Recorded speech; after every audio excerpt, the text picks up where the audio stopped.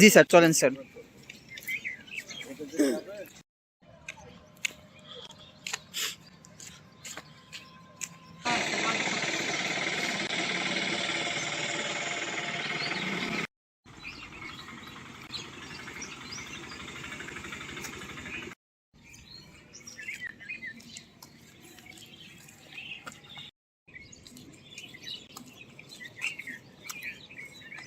পরিভ্রমণ ব্যাস অর্জনের জন্য কয়েকটি ধাপ রয়েছে। তার ভিতর একটি হয়েছে পায়ে হেঁটে 200 কিলোমিটার, নৌকা যোগে 250 কিলোমিটার এবং সাইকেল যোগে 500 কিলোমিটার 5 দিনে। তো আমরা এর ভিতরে পায়ে হেঁটে 200 কিলোমিটার যাওয়ার উদ্দেশ্যে গোপালগঞ্জ বিজ্ঞান ও প্রযুক্তি বিশ্ববিদ্যালয় থেকে কুয়াকাটা পর্যন্ত যাচ্ছি। RFL gas stove hassle free auto ignition নিশ্চিত করে ঝামেলাহীন রান্না। আরএফএল গ্যাস স্টোভ নিরাপদ ও ঝামেলাহীন।